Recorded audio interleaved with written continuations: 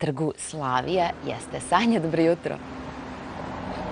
Kao što ste vidjeli, u glavnom gradu prestala je da pada kiša, a dan pred nama, kakav je, to zna Anđelka Simović. Anđelka, dobro jutro. Dobro jutro, Dušice i poštovani. Vadenim testovima za malu maturu prošle godine bio je toliko ozbiljan da je Ministarstvo prosvete ove godine razmišljalo o uvođenju tajnosti. Očekuje se propis o određivanju stepena tajnosti koji treba da stupi na snagu baš u vreme polaganja mature i do tada mala matura nosit će oznaku interno. Odbojkaški klub Ribnica iz Kraljeva postoji 6 decenija. Petorica tadašnjih mladića 54. godine prvi put su zaigrali odbojku, a danas sa tribina bodre odbojkaše, zadovoljni što i nove generacije opstaju u vrhu odbojke. U godini jubileja Ribnica je ovog vikenda domaćin Kupa Srbije. U glavnom gradu kiša je prestala da pada, padala je do nekih 5 sati, a dan pred nama, hoće li biti kiše, Anđelka?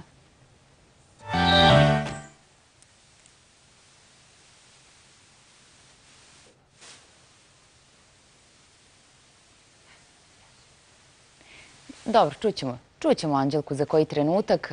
Naravno, posle svega ovoga slede informacije o putevima u našoj zemlji, kakvo je stanje, gde treba obratiti pažnju. Iz Automoto Saveza Srbije sledi izveštaj. Nemamo ni izveštaj iz Automoto Saveza Srbije. Kiša nas je omela sve, vidimo, ovoga jutra. Nekog više, nekog manje.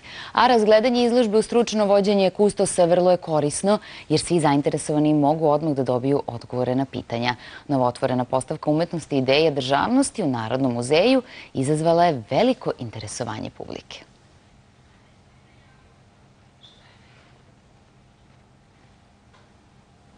Srbije. Hvala najviše, Vanja Branković. Javila nam se iz Automoto Saveza Srbije. Anđelka, sad se čujemo. Nadam se da se čujemo, Dušice. Sad se čuje. Kakvo jutro, takav... Simfonijski orkestar RTS-a sa našim istaknutim solistkinjama Ksenijom Janković i Janom Jovanović nastupio je u Kolarčevoj zadužbini. Na programu su bila stilski, žanovski različita dela, a koncertom je dirigovao Dejan Savić.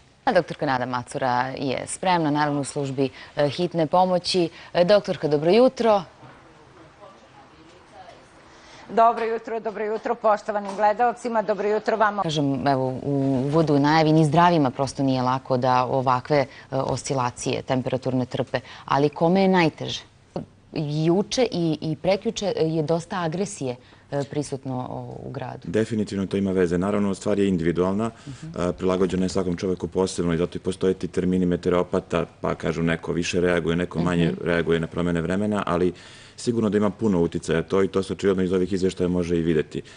Kolege neurolozi, recimo, kažu da je glavobolja i migrena vrlo vezana za promene, da kažemo, spoljne temperature, a mi kardiolozi uvek pričamo o krvnim sudovima srca, pričamo o angini pectoris kao vodećem uzroku oboljevanja u Srbiji i smrtnosti takođe.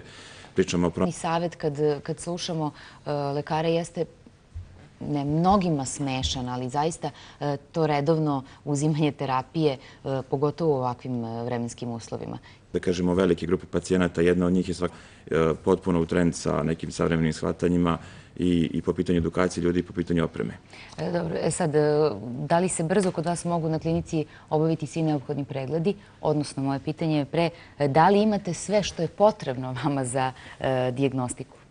Pa uvek postoje, da kažemo, da bi moglo i bolje, moglo bi više. Mi, opet kažem, negujemo ljude kao vrhunski... Pa za ovako rano buđenje.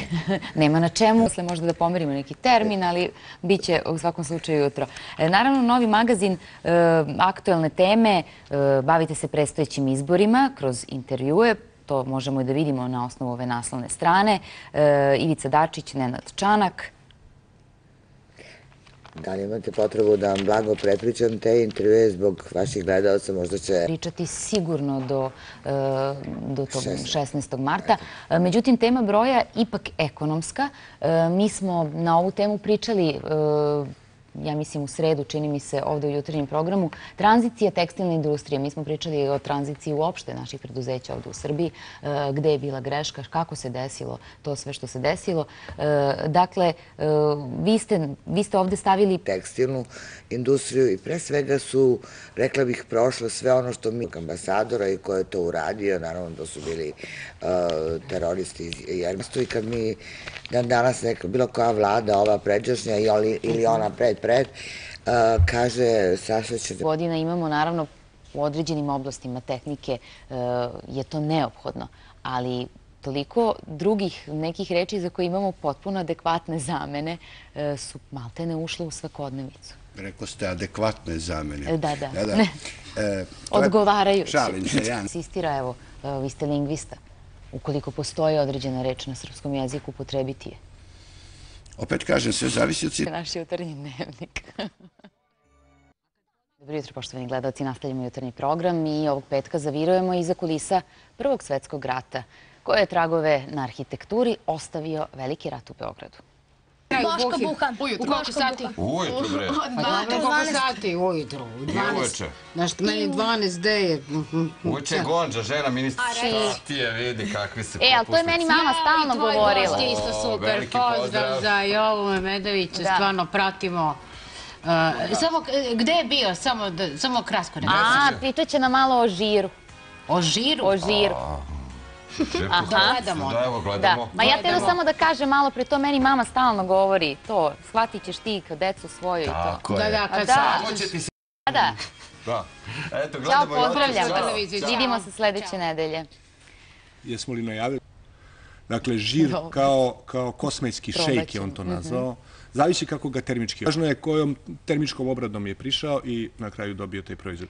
Ali nisi nam rekao zašto je žir tako dobar, jer opet urađena analiza, to se pomenuje. Pozdravljamo vas, uživajte u predstojećem vikendu, naravno i gledamo